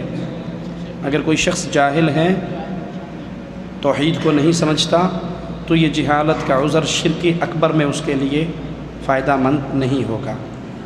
آپ کو اللہ نے توحید کا فہم عطا فرمایا، اللہ کا شکر ادا کیجئے اس عظیم نعمت پر جس سے آج انسانوں کی اکثریت ناواقف ہے، لیکن مشرک کے لیے دعا کرنے کی اجازت اللہ نے اپنے نبی کو نہیں دی اور اہل ایمان کو نہیں دی۔ آپ ان کے لیے مغفرت کی دعا نہیں کر سکتے، اور آپ کی توحید کی دعوت کو سمجھنے کی بنیاد پر ان کی معافی نہیں ہو سکتی۔ اگر کوئی شرک اکبر کی حالت میں مرا ہے تو وہ انسان ہمیشہ کا جہنمی ہے۔ جب قرآن حکیم میں یہ لکھا ہے کہ بے شک اللہ کا ولی زندہ ہے اپنی قبروں پر، تو قبروں میں جانا پھر شرک کیسے ہے؟ یہ کہاں لکھا ہے بھائی؟ وہ ذرا سورت اور آیت نمبر ہمیں بھی بتا دو کہ قرآن میں لکھا ہو کہ اللہ کا ولی زندہ ہے۔ کہیں نہیں لکھا، کوئی ایک آیت ایسی نہیں ہے۔ جو انسان مر جاتا ہے، وہ نبی ہو، وہ علی ہو، وہ ولی ہو، وہ اس قبر میں دفن ہو جاتا ہے، اس دنیا کے لحاظ سے اس کا رشتہ کٹ جاتا ہے، اس کی بیوی بیوہ ہو جاتی ہے، اس کا مال وراثت تقسیم ہو جاتا ہے، اس کا اس دنیا والوں سے کوئی رشتہ، کوئی تعلق باقی نہیں رہتا۔ نہ دنیا والوں کو اس کی زندگی کا شعور ہوتا ہے، نہ اس کو دنیا والوں کی زندگی کا شعور ہوتا ہے۔ وہ اگلے جہان میں جا چکا ہے، اگر نیک ہے تو اس کی قبر جنت کا باغ بن چکی ہے، اور اگر برا ہے تو وہ قبر جہنم کا گڑھا بن چکی ہے۔ وہ آپ کے حالات کو نہیں سمجھتا، آپ اس کے حالات کو نہیں سمجھتے، اس دنیا کے لحاظ سے وہ چلا جاتا ہے۔ کچھ لوگ یہاں پر اشکال پیدا کرتے ہیں کہ اگر مرنے والے کی بیوی بیوہ ہو جاتی ہے اور مال تقسیم ہو جاتا ہے، لیکن رسول اللہ صلی اللہ علیہ وسلم کی بیویوں کو دوسرا نکاح کرنے کی اجازت نہیں تھی اور ان کا مال وراثت بانٹی بھی نہیں گئی، یہ دلیل ہے کہ اللہ کے نبی صلی اللہ علیہ وسلم زندہ ہیں، امت کے حالات کو دیکھ رہے ہیں، سن رہے ہیں۔ تو اس کا جواب سنیے، اللہ کے نبی صلی اللہ علیہ وسلم کی بیویوں کو دوسرے نکاح کی ممانعت کیوں تھی؟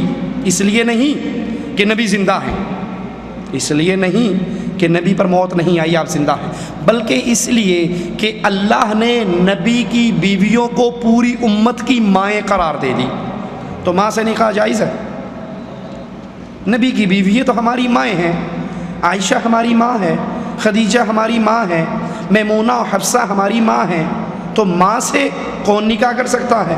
ماں سے نکاح حرام ہے۔ نبی کی بیویوں سے نکاح حرام ہونے کی دلیل یہ نہیں کہ نبی زندہ ہیں، جیسے احمد رضا خان بریلوی ملفوظات احمد رضا میں لکھتے ہیں کہ نبیوں کی بیوییں نعوذ باللہ ثم نعوذ باللہ نقل کفر نباشد، نبی کی بیوییں اپنی قبروں میں زندہ ہیں، نبی اپنی قبروں میں زندہ ہیں، ان کی بیوییں ان قبروں میں پیش کی جاتی ہیں جن سے وہ شباشی کرتے ہیں۔ لا حول ولا قوۃ الا باللہ، انا للہ و انا الیہ راجعون۔ اتنی بڑی بکواس کے باوجود بھی اس کو کوئی گستاخ رسول نہیں کہے گا، وہ پھر بھی عاشق رسول کا سٹیکر لگوا کر بیٹھا ہے۔ نبی کا مال وراثت کا تقسیم نہیں ہوتا، کیوں؟ اللہ کے نبی کی حدیث ہے کہ انبیاء جو مال چھوڑ جائیں وہ امت کے لیے صدقہ ہے، ہماری وراثت ہمارا علم ہے، جو علم دے کر جاتے ہیں یہ نبی کی اصل وراثت ہے۔ اسی لیے علماء کو نبیوں کا وارث قرار دیا گیا۔ نبی، ولی، پیغمبر میں اور صحابیوں میں کیا فرق ہے؟ دیکھیے، نبی پیغمبر اللہ کے رسول، اللہ کے نبی جو پیغام لے کر اللہ کا آتے ہیں، اور صحابی جو نبیوں کا ساتھ دیں، جو حالت ایمان میں اللہ کے نبیوں کی بیعت کریں یا ان کو دیکھیں تو وہ اللہ کے نبی کے صحابہ قرار پاتے ہیں۔ ولی، اللہ کے پیارے کو اللہ کا ولی کہا جاتا ہے۔ بغیر کھانے میں فاتحہ پڑھنا کیسا ہے؟ جبکہ فاتحہ میں قرآن کی کچھ آیت ہی پڑھی جاتی ہیں، پھر درود پاک پڑھ کر دعا کرتے ہیں، کیا یہ غلط ہے یا صحیح ہے؟ کھانا سامنے رکھ کے سورۃ فاتحہ پڑھنا، درود شریف پڑھنا، قرآن کی کچھ آیات پڑھنا، اس میں کیا غلط ہے؟ قرآن ہی تو پڑھا جاتا ہے۔ ایک رکعت میں کتنے سجدے بھائی؟ ایک رکعت میں کتنے سجدے؟ آواز نہیں آ رہی، روزہ زیادہ لگ رہا ہے کیا؟ 2 ہیں، آپ تو سن رہے ہو، میں سنا رہا ہوں یار۔ ایک رکعت میں کتنے سجدے؟ اگر میں تیسرا سجدہ کروں تو تیسرے سجدے میں گانے گاؤں گا، گالیاں دوں گا، اللہ کی تسبیح کروں گا نا، تو یہ تیسرا سجدہ میرے لیے جنت میں جانے کا سبب ہوگا یا جہنم میں؟ جی کیوں؟ کیا حرج ہے؟ سجدہ ہی ایک زیادہ کیا ہے یار۔ مغرب کی نماز کتنی رکعت ہے فرض؟ اگر میں 4 پڑھ لوں، کیا چوتھی رکعت میں قرآن نہیں پڑھا جائے گا؟ فاتحہ نہیں پڑھی جائے گی؟ رکوع سجدوں کی تسبیحات نہیں ہوگی؟ تو پیچھے صفائی کرنے والا جو عامل ہے وہ بھی کہے گا مولوی صاحب پاگل تو نہیں ہو گئے، آج مغرب کی 3 رکعتیں آپ نے 4 پڑھا دی، کیا خیال ہے؟ صحیح ہے یا نہیں؟ یہ شریعت پوری ہو چکی ہے، اس شریعت میں اضافے کی اجازت نہیں ہے۔ اللہ کے نبی صلی اللہ علیہ وسلم کے سامنے کھانا رکھا جاتا، آپ بسم اللہ پڑھ کے کھانے کا آغاز کر دیتے اور ختم کرنے پہ الحمدللہ پڑھتے۔ اب کھانا سامنے رکھ کے فاتحہ پڑھنا، درود شریف پڑھنا، قرآن کی سورتیں پڑھنا، کھانا مزیدار ہو، کھانا مزیدار ہو، حلوہ ہو، دیسی مرغی ہو، چامپیں شامپیں ہوں، مزے کی چیزیں ہوں، تو پھر مولوی صاحب کیا کون سی سورت شروع کرتے ہیں؟ یاسین والقرآن الحکیم انک لمن المرسلین۔ اور اگر دال مسور، دال ماش، مونگی کی دال یا ہم پاکستانیوں کے لیے حیدرآبادی چاول آ جائیں تو پھر قل هو اللہ احد اللہ الصمد لم یلد ولم یولد ولم یکن لہ۔ پانی پی کے کہتے ہیں یہ تبرک، گھر بھیج دو، پھونک مارتی میں نے، جاؤ گھر بھیج دو اس کو بس۔ یہ کھانا نبی کے سامنے آیا یا نہیں آیا؟ اگر یہ کھانا رکھ کر فاتحہ پڑھنا، درود پڑھنا، قرآن کی سورتیں پڑھنا دین ہوتا، نبی پڑھتے یا نہ پڑھتے؟ پڑھتے۔ جیسا تیسرا سجدہ دین ہوتا تو نبی کرتے، تیسرا سجدہ ایک رکعت میں نہ کرنا دین ہے، کرنا ہلاکت اور بربادی اور بدعت ہے۔ اسی طرح بسم اللہ پڑھ کے کھانا کھانا دین ہے، اور بسم اللہ کے علاوہ فاتحہ، سورت یاسین، سورت ملک، چاروں قل یہ پڑھنا ہلاکت و بربادی اور بدعت ہے، کیونکہ محمد کریم صلی اللہ علیہ وسلم نے اس کی اجازت نہیں دی۔ رمضان کی آخری عشرہ کی راتوں میں مسجد میں اعتکاف کرتے ہیں، کیا یہ صحیح ہے؟ جی، رسول اللہ صلی اللہ علیہ وسلم کی سنت ہے۔ شرمگاہ کو چھونے سے وضو ٹوٹ جاتا ہے؟ ہاں جی، اگر انسان باتھ روم میں ہے نہا رہا ہے اور اس کا ہاتھ بغیر کسی آڑ کے بغیر کسی کپڑے کے ڈائریکٹ شرمگاہوں کو لگ جاتا ہے تو اس سے اس کا وضو ٹوٹ جاتا ہے، واللہ اعلم۔ کلام پاک کی آیات کو تعویذ بنا کر گلے میں ڈالنا، بازو پر باندھنا جائز ہے یا نہیں، اور اس پر بھروسہ کرنا صحیح ہے یا غلط؟ قرآن پاک کے تعویذ گلے میں ڈالنا سنت رسول اللہ صلی اللہ علیہ وسلم سے ثابت نہیں ہے، مسنون عمل نہیں ہے۔ قرآن پاک کے تعویذ گلے میں ڈالنا مسنون نہیں ہے، سنت سے ثابت نہیں ہے۔ اب آپ میں سے کئی لوگ سوچتے ہوں گے کہ پتہ نہیں مولوی صاحب کا دماغ خراب ہے، قرآن پاک میں نہیں آتا کہ اللہ نے قرآن کو شفا کہا ہے؟ آتا یا نہیں آتا؟ قرآن شفا ہے نا، تو جب قرآن شفا ہے تو گلے میں ڈال لو تو کیا حرج ہے؟ ہمارے ہاں زیادہ بحث کیا حرج کی رہتی ہے، کیا حرج ہے؟ یہ بھی تو دین ہی ہے نا، اللہ کا نام ہی تو ڈالا ہے، فاتحہ ہی تو لکھی ہے۔ میں کہتا ہوں جس قرآن میں قرآن کو شفا کہا ہے، اسی قرآن میں اللہ نے شہد کو بھی شفا کہا ہے۔ شہد شفا ہے یا نہیں؟ شہد میں اللہ نے شفا رکھی ہے نا، تو 1 کلو شہد کی بوتل لے کے گلے میں رسی باندھ کے گلے میں ڈال لو، اور کوئی پوچھے یہ کیا کر رہے ہو، تو بھائی شفا ہے، قرآن میں آیا ہے شہد میں شفا ہے۔ وہ کہے گا دماغ خراب ہے تمہارا، اس کو کھانے سے شفا ہے، بوتل گلے میں لٹکانے سے شفا نہیں ہے۔ تو ہم کہیں گے بھائی قرآن پڑھنے سے شفا ہے۔ قرآن اگر آپ کے گھر میں جادو ہے، جنات کا اثر ہے، شیطانی معاملات ہیں، سورۃ بقرہ پڑھیے، شیطان بھاگ جائے گا۔ گھر میں آنے جانے کی دعائیں پڑھیے، شیطان بھاگ جائے گا۔ کھانا کھانے کے پہلے کی دعائیں پڑھیں، بیوی کے پاس جانے کی دعائیں پڑھیں، شیطان بھاگ جائے گا۔ یہ شیطان سے بچنے کے طریقے ہیں۔ اور تعویذ گلے میں لٹکانا قرآن کی آیات کا، اس میں ایک اور خرابی یہ ہے، جب باتھ روم میں جاؤ تو قرآن ساتھ لے جا سکتے ہو؟ جی نہیں لے جا سکتے، تو گلے میں جو لگا ہوا ہے یہ تو ساتھ جاتا ہے نا۔ جب جنبی حالت میں ہو قرآن پکڑ سکتے ہو، تو جب یہ گلے میں لٹکا ہوا یہ تو ساتھ رہتا ہے نا، اس لیے قرآن اس کام کے لیے نہیں آیا۔ علم کشف کے بارے میں وضاحت کریں۔ علم کشف بھائی جن کو ہوتا ہے ان سے پوچھو، ہمیں تو کبھی نہیں ہوا۔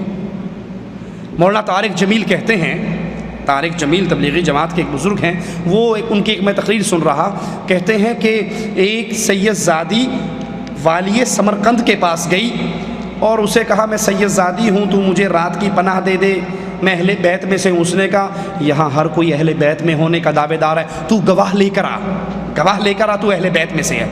اس نے کہا رات کا اندھیرا ہے، کہاں سے گواہ لاؤں؟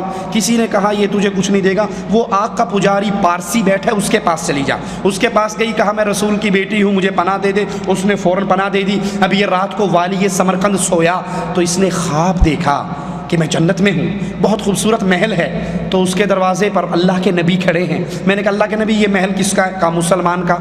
میں نے کہا اللہ کے نبی میں بھی مسلمان ہوں۔ کہا تو مسلمان ہے تو گواہ لے کر آ، رات میری بیٹی تیرے پاس آئی تھی پناہ مانگنے کے لیے، تو نے کہا تھا گواہ لے کر آ، اب تو اپنے اسلام پہ گواہ لے کر آ۔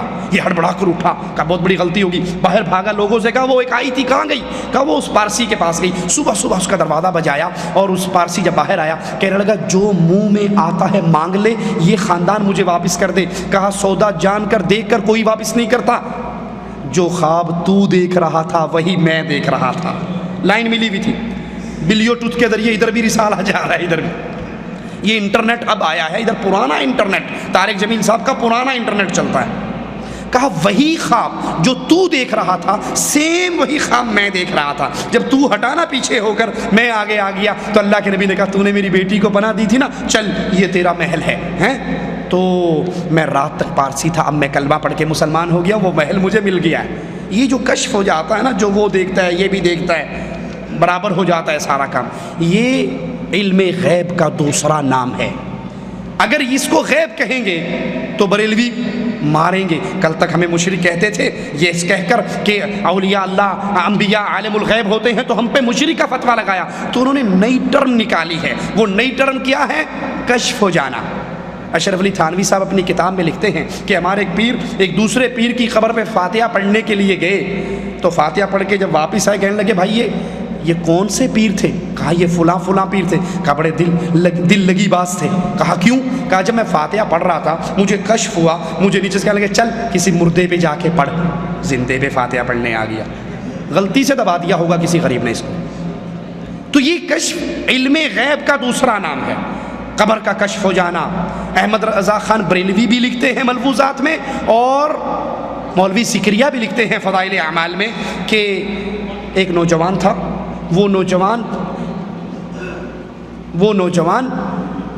مشہور تھا، اسے کشف ہو جاتا ہے جنت جہنم میں کیا ہو رہا ہے، ایک سیکنڈ میں پورا چینل چل جاتا ان کے سامنے۔ اچانک ایک دن بیٹھا روٹی کھا رہا، چیخ مار کے رونے لگ گیا۔ ہم نے پوچھا کیوں روتا ہے؟ کہا میری ماں جہنم میں جل رہی ہے۔ ریموٹ کا بٹن آن ہوا، جہنم کھل گئی سامنے، سیٹلائٹ سے دیکھ رہا ہے جہنم میں کیا ہو رہا ہے، رونے لگ گیا۔ ایک پیر صاحب نے 70,000 مرتبہ لا الہ الا اللہ پڑھا تھا، دل ہی دل میں بخش دیا، بلٹی کر دیا، بلٹی چھوٹ بھی گئی، ادھر وصول بھی ہو گئی، ہنسنے لگ گیا۔ کیا چچا میری ماں جہنم سے نکال لے گئی، جنت میں جا رہی ہے۔ تو یہ کشف جو تم اپنے پیروں کے لیے حلال کر رہے ہو، رسول اللہ کو کیوں نہ ہوا جب خیبر کے اندر ایک یہودیہ نے زہر والا کھانا لا کر دے دیا؟ نبی کو کیوں نہ ہوا جب عائشہ پر تہمت لگی؟ نبی کو کیوں نہ ہوا جب 70 قاریوں کو ظالم مانگ کر لے گئے اور شہید کر دیا؟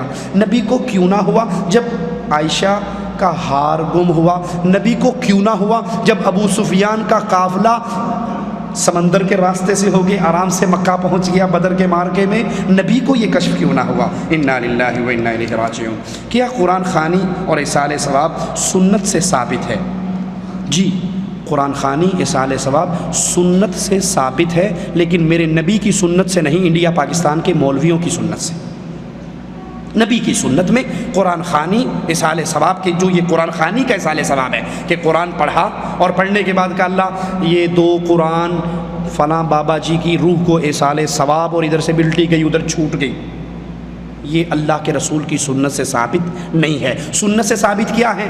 اللہ کے نبی فرماتے ہیں ایک شخص جنت میں اچانک اس کے درجات بلند ہو جاتے ہیں، وہ کہتا ہے اللہ میرے تو عمل بھی نہیں ہے، میرے درجات بلند کیوں ہو رہے؟ تو مالک فرماتا ہے تیرا ایک نیک بیٹا۔ کون سا بیٹا؟ جی کون سا بیٹا؟ جس بیٹوں کو بیالوجی کی ٹیوشن کے لیے تو 500 ریال کے اوپر ٹیوٹر فراہم کیا گیا، جس بچے کو انگلش کی ٹیوشن کے لیے 500 ریال پہ ٹیوٹر فراہم کیا گیا، لیکن قرآن اس کو نہیں پڑھایا گیا، اس کی تربیت کے لیے ڈش انٹینا گھر میں لگا کر دیا گیا۔ مولوی صاحب کی کریے نال والوں دے گھر جاندہ سی، کسی اور کے گھر جاتا تھا یہ فلمیں دیکھنے، ہم نے کہا یہ بدماشی اس کو گھر میں ہی لا کر دے دو، آج یہ فلمیں دیکھنے کسی اور کے گھر جاتا ہے، کل کو یہ بدکاری کرنے کے لیے اگر کہیں اور جائے گا تو وہ بھی پرووائڈ کر دو گے، پتر اوتھے نہ جا ایتھے ہی منہ کالا کر لا جڑا کرنا ہے، وہ بھی یہی کرو گے۔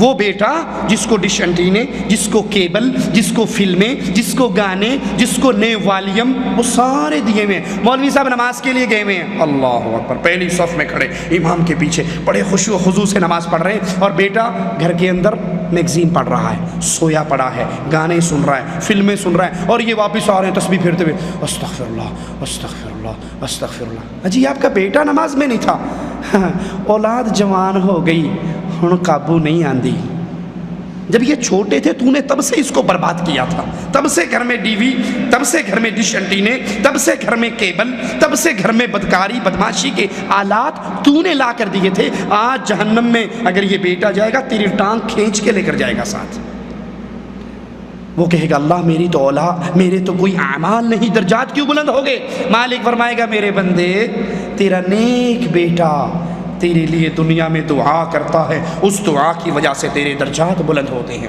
باقی گٹھلیوں پہ آیت کریمہ پڑھ کے بلٹی کرنا، قرآن پڑھ کے بلٹی کرنا، یہ مولویوں کا دھندا ہے، پیٹ بھرنے کا دھندا ہے۔ میں خود ایک دیوبندی مدرسے میں حفظ کرنے کے لیے گیا تو وہاں ہم روز لطیفے کیا دیکھتے، گاڑی آ کر کھڑی ہوتی، اس میں ایک بابو جی نیچے نکلتے، مولوی صاحب کے پاس آ کے بیٹھ جاتے، ماں کے لیے قرآن چاہیے، وہ ایک درویش کو اٹھاتے چلے، وہ درویش اب پھیرا مارتا، ایک کے پاس جاتا کتنے 2 پارے، دوسرے کے پاس 3 پارے، اس کے پاس 1 پارا، اس کے وہ ساری کلیکشن کر کے آتا، مولوی صاحب کے کان میں کہتا 5 قرآن ہو گئے، وہ کہتا جی 5 قرآن تیری ماں کو دیے، وہ کہتا 500 روپے تجھے دیے، چل۔ ابھی یہ گیا، آدھے گھنٹے بعد دوسری گاڑی والا آ گیا، ابا مر گیا قرآن چاہیے، چل بھائی چل کھڑا ہو، وہ ایک پھیرا، ابھی اس نے 2 رکوع نہیں پڑے ہوتے اور جھوٹ مار کے 2 سپارے اس کو دے دیتا۔ اگر یہ سسٹم چلنے والا ہوتا تو غریب مارے جاتے، امیر جیت جاتے۔ کیوں؟ امیر آدمی دنیا میں بدماشی کرے، عیاشی کرے، جو مرضی کرے، مرتے ہوئے 2-4 لاکھ مولویوں کے اکاؤنٹ میں ڈال جائے کہ میں ہن جان لگا تسی ساہ نہیں لینا، پیچھو پڑھی آؤ تو سٹی آؤ، بھیجتے رہو مجھے، میں تو جو کچھ کر کے گیا ہوں تمہیں پتا ہوں، اب جاؤ یہ 10 لاکھ کا چیک تمہارے اکاؤنٹ میں جمع ہو گیا، صبح شام قرآن پڑھو اور کوئی سارا اس کی روح کو اصال ہے ثواب۔ لیس للانسان الا ما سعی، بندے کو وہ ملے گا جو وہ کر کے جائے گا۔ کیا قبر پہ چادر چڑھانے سے بندہ کافر ہو جاتا ہے؟ ہاں، اگر قبر پہ چادر چڑھانے والا اس نیت سے چادر چڑھا رہا ہے کہ اس بابا جی کو پتہ لگے گا فلاں چادر لے کر آیا ہے اور یہ مجھ سے راضی ہو جائے گا، جب یہ مجھ سے راضی ہوگا میری ساری مصیبتیں دور ہو جائیں گی، میری مشکلیں ٹل جائیں گی، جو اس نیت سے قبر پہ چادر چڑھائے، قبر پہ چراغ جلائے، قبر پہ قربانی کرے، قبر پہ سجدے کرے کہ اس بابے کو میری اس عبادت کا علم ہوگا اور یہ میری مشکلوں کو ٹال دے گا، یہ شرک اکبر کر کے ملت سے خارج ہو رہا ہے۔ شب برات کی کیا حقیقت ہے؟ شب برات مولویوں کا بنایا ہوا ڈرامہ ہے۔ محرم میں تعزیہ جو بناتے ہیں اس کے بارے میں قرآن و حدیث کا کیا حکم ہے؟ جب قرآن اور حدیث پورا ہوا اس وقت تعزیہ نہیں تھا، جب قرآن و حدیث پورا ہوا الیوم اکملت لکم دینکم کی جب آیت اتری اس وقت تعزیہ، وہ بڑا مشہور ایک لطیفہ ہے، ایک سنی مولوی کا شیعہ مولوی سے مناظرہ تھا ایک بادشاہ کے دربار میں کہ کون سچا ہے کون جھوٹا، تو سنی مولوی نے جوتی اٹھا کے بغل میں دے لی، تو جب سٹیج پہ پہنچا وہ شیعہ کہنے لگا دیکھو اس جاہل کو اتنا نہیں پتا کہ جوتی بغل میں لے کے نہیں آتے وہاں اتارتے ہیں۔ اس نے کہا اصل میں نبی صلی اللہ علیہ وسلم کے دور میں جو شیعہ تھے نا وہ صحابہ کی جوتیاں چرا کے بھاگ جاتے تھے، تو اس نے کہا بیوقوف پاگل، شیعہ تو نبی کے دور میں تھے ہی نہیں، کہا بس اتنا ہی سمجھانا تھا کہ یہ بات کی پیداوار ہے، اس دور میں نہیں تھے۔ تو جب شریعت پوری ہوئی اس وقت تعزیے نہیں تھے، یہ تعزیے عراقیوں کی پیداوار ہیں، کوفیوں کی پیداوار ہیں اور بعد کی بنائی ہوئی بدعات ہیں، یہ جائز نہیں ہے۔ والدین کو موت کے بعد اس کا ثواب پہنچانے کا کیا طریقہ ہے؟ اللہ کے نبی صلی اللہ علیہ وسلم نے 3 چیزیں بیان فرمائی ہیں۔ جب انسان مر جائے تو اس کا صدقہ جاریہ ملتا ہے اس کو، جو وہ خود مسجد بنا گیا، مدرسہ بنا گیا، کوئی صدقہ جاریہ کام کر گیا، کسی کو علم پڑھا گیا وہ بھی اس کو ثواب ملے گا، اور نیک اولاد چھوڑ گیا وہ اس کے لیے دعا کرے تو وہ اس کو اولاد اس کا ثواب ملے گا۔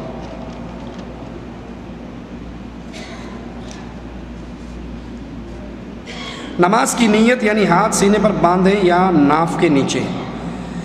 نماز کی نیت تو پہلی بات دل کے اندر ہوتی ہے، زبان سے نیت کرنا بدعت ہے، زبان سے نیت کرنا بدعت ہے۔ نیت ہوتی کہاں ہے؟ دل میں، زبان سے اقرار ہوتا ہے، نیت نہیں ہوتی، ٹھیک ہے؟ اگر یہ نیت زبان کی رسول اللہ صلی اللہ علیہ وسلم نے کی ہوتی تو کس زبان میں کی ہوتی؟ کیوں جی؟ عربی میں کی ہوتی، تو ہم سارے نماز عربی میں پڑھتے ہیں تو نیت بھی کس زبان میں کرتے؟ عربی میں۔ اب پٹھان پشتو میں کر رہا ہے، پنجابی میں کر رہا ہے، اردو ہندی والا اپنی زبان میں کر رہا ہے، کیرلا والا اپنی زبان میں کر رہا ہے، تو اتنا ہی سمجھنے کے لیے کافی ہے کہ یہ بعد میں ٹچ لگا ہے، ویلڈ بعد میں ہوا ہے، پہلے ساتھ نہیں تھا، ٹھیک ہے؟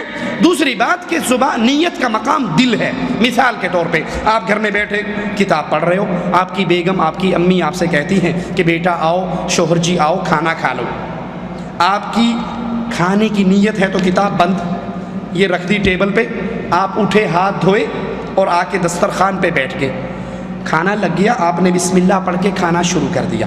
نیت تو ہر کام کی ضروری ہے نا، انما الاعمال بالنیات، ہر عمل کے لیے نیت بنیاد ہے۔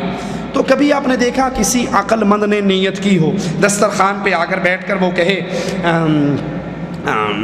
میں نیت کرتا ہوں روٹی کھانے کی، 2 روٹیاں کھاؤں گا، 1 پلیٹ سالن کھاؤں گا، 1 گلاس پانی پیوں گا، دائیں ہاتھ سے پیوں گا، منہ کے راستے کھاؤں گا، پیٹ کے واسطے کھاؤں گا، سامنے ابو، ادھر امی، ادھر باجی، بسم اللہ کی کسی نے؟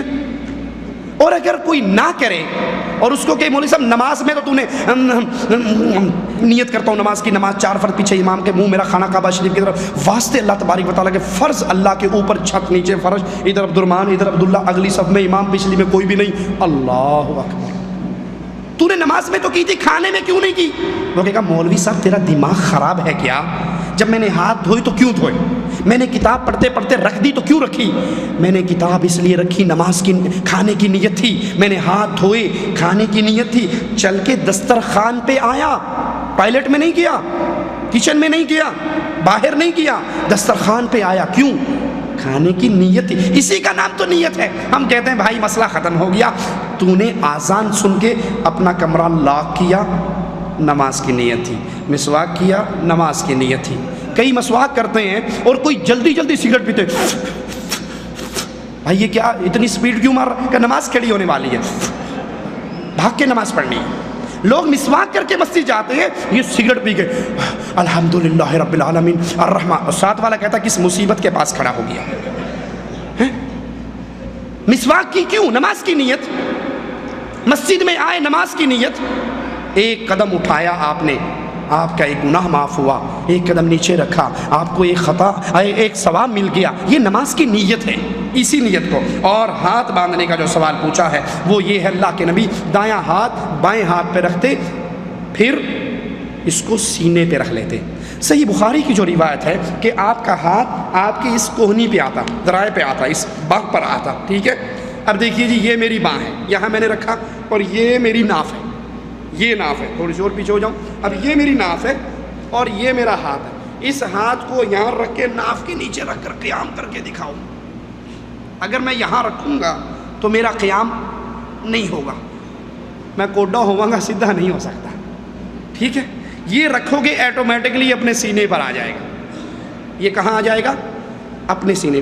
آپ نے دیکھا کبھی چھوٹا بچہ غلطی ہو جائے استاد سے معافی کیسے مانگتا ہے؟ دیکھا آپ نے؟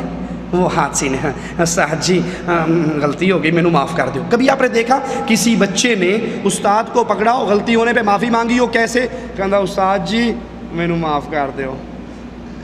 معافی مانگی کبھی کسی نے ایسے؟ وہ تھپڑ مارے گا اس کے منہ پہ، یہاں رکھ کے معافی مانگے گا۔ یہاں کہتے ہیں استاد جی معاف کر دو۔ جب انسان نماز کے لیے آتا ہے دایاں ہاتھ اپنے بائیں ہاتھ پہ رکھتا ہے، ثم علی صدرہ، پھر اپنے سینے پہ رکھتا ہے۔ اور کائنات کی کوئی ایک روایت نہیں دکھا سکتے کہ اللہ کے نبی نے حکم دیا ہو حضرت عائشہ کو کہ تو سینے پہ باندھنا اور ابو بکر صدیق کو تو ناف کے نیچے باندھنا۔ اگر ناف کے نیچے سنت ہے تو ماؤں اور بہنوں کو سینے پہ کیوں بندھواتے ہو؟ اور اگر سینے پہ باندھنا سنت ہے تو تم زیر ناف کیوں باندھتے ہو؟ کیا محمد صلی اللہ علیہ وسلم کے صدقے یا وسیلے سے مانگنا صحیح ہے یا غلط ہے؟ رسول اللہ صلی اللہ علیہ وسلم کے صدقے اور وسیلے سے مانگنا، اس کی تعلیم نہ قرآن نے دی ہے نہ حدیث نے دی ہے، یہ بدعت ہے، یہ شرک کی طرف لے جانے والا راستہ ہے۔ کفار مکہ کا یہی عقیدہ تھا، وہ کہا کرتے تھے ما نعبدہم الا لیقربونا الی اللہ زلفیٰ، ہم ان کے پاس جاتے ہماری سنتا نہیں ہے، ان کی موڑتا نہیں ہے، ہماری ان کے آگے ہؤلاء شفعاؤنا عند اللہ، ہماری ان کے آگے، ان کی اللہ کے آگے۔ ٹائم نہیں ہے اس پر مزید وضاحت کرنے کی۔ اللہ سے اس کے اسماء و صفات کا واسطہ دے کے مانگا جا سکتا ہے، اپنے نیک اعمال کا واسطہ دیا جا سکتا ہے، زندہ نیک بزرگ سے دعا کروائی جا سکتی ہے۔ کیا نماز عشاء رات دیر گئے پڑھ سکتے ہیں اور عشاء کی نماز کے ساتھ تراویح یا تہجد کی نماز پڑھ سکتے ہیں؟ اگر ساری مسجد کے لوگ عشاء کو تاخیر سے پڑھیں تو پڑھی جا سکتی ہے، افضل ہے۔ آپ نے فرمایا مجھے امت پر سختی کا ڈر نہ ہوتا تو میں اس کو دیر سے کہتا، لیکن اگر جماعت مسجد میں جلدی ہو رہی ہے اور آپ دیر سے پڑھنا چاہیں تو آپ کو اجازت نہیں ہے کہ نماز چھوڑ کے آپ گھر بیٹھے رہیں، جس وقت جماعت ہو رہی ہے اس کے ساتھ آ کے نماز پڑھیں۔ شادی میں اگر اسی طرح تراویح ہو رہی ہو تو آ کر فرض و تراویح میں شامل ہو کر 2 رکعتوں کے بعد آپ کھڑے ہو کر اپنی عشاء کی نماز پوری کر سکتے ہیں۔ شادی میں اگر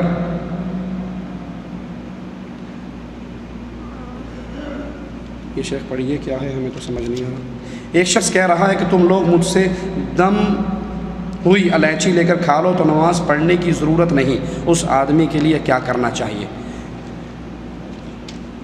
دم کی ہوئی الائچی کھا لو نماز پڑھنے کی ضرورت نہیں، بالکل ٹھیک کہتا ہے، یہ کھا لو کیونکہ یہ جہنم کا داروغہ ہے، خود بھی جائے گا ساتھ بھی لے جائے گا، یہ اکیلا نہیں جائے گا ساتھ مروائے گا۔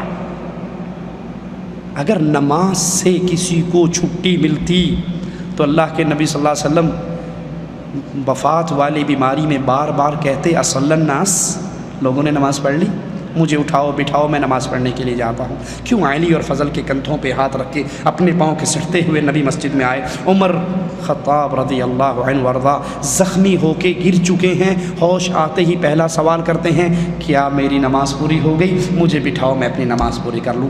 جو یہ سمجھے کہ کچھ لوگ ایسے ہیں، ذرا غور سے سننا، غور سے سننا، یہ مسئلہ اکثر درپیش رہتا ہے۔ اگر کسی کا یہ عقیدہ ہو کہ کچھ لوگ ایسے ہیں ہمارے اولیاء، ہمارے بزرگان، جو نماز پڑھنے کے معاملے سے اگے لنگے نہیں ہوں، مرید اور پیر اکٹھے سفر کر رہے نا، نماز کا ٹائم ہوا، مرید نے نماز پڑھی، کہا پیر جی آپ نے نہیں پڑھی، کہا تسی پڑھیا کرو، ساڈا دل اللہ اللہ اللہ کرتا ہے، سانو نماز دی لوڑ نہیں، اندر ہی اندر نماز پڑھ لینے ہیں۔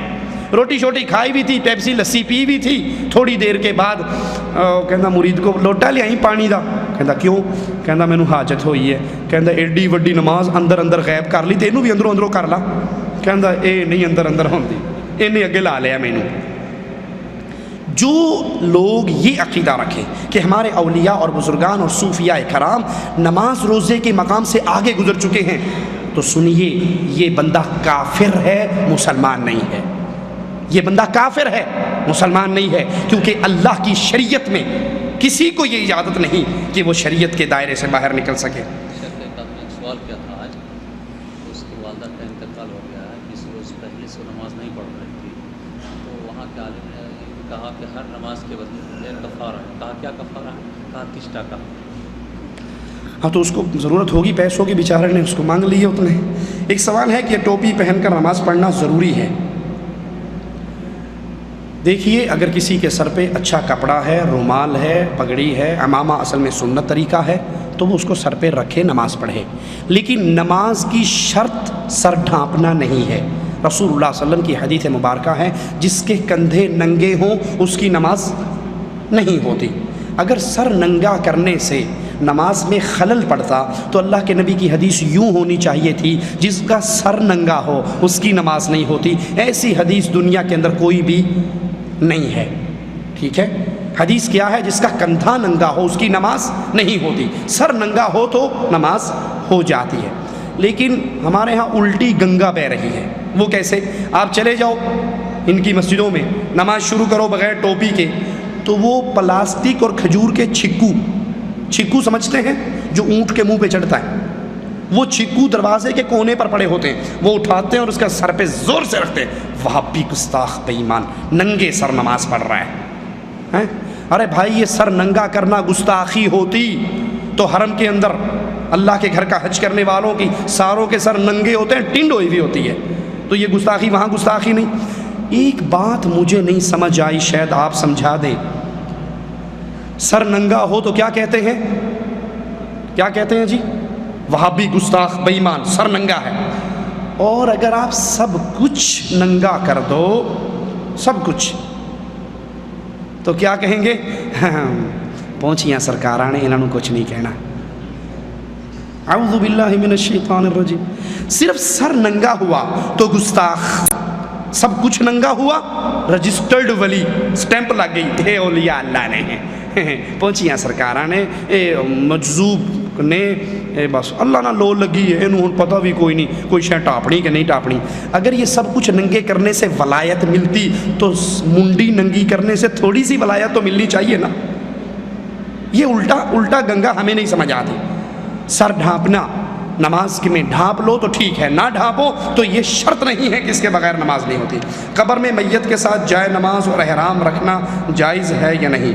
اس کے اعمال کا وقت گزر چکا ہے، اب حساب کا وقت ہے، اس کے اعمال کا وقت گزر چکا ہے، اب حساب کا وقت ہے۔ ایسی کوئی روایت ہمارے علم میں نہیں کہ میت کے ساتھ عہد نامہ رکھو، اس کے ساتھ اس کا جائے نماز رکھو، تاکہ فرشتوں کو پتہ نہیں ہوتا نا یہ نمازی یا بے نمازی، وہ جائے نماز دیکھ کے سمجھیں گے نمازی ہے، اور احرام دیکھ کے سمجھیں گے کہ جی واقعی یہ پکی گل ہے، عمرہ بھی کر کے آیا۔ اس کے ساتھ سعودی ایئر لائن کی ٹکٹ بھی رکھ دیا کرو کہ دیکھو یہ کنفرم سیٹ تھی اس کی اور یہ جدے سے ہو کر آیا تھا۔ نماز کے درمیان سجدے میں سبحان رب العالی کے بعد کیا اردو میں دعائیں مانگ سکتے ہیں؟ نہیں، نماز کے اندر عربی میں جو دعائیں ہیں وہی مانگی جا سکتی ہیں۔ سبحانک اللہم و بحمدک، اشہد لا الہ الا انت۔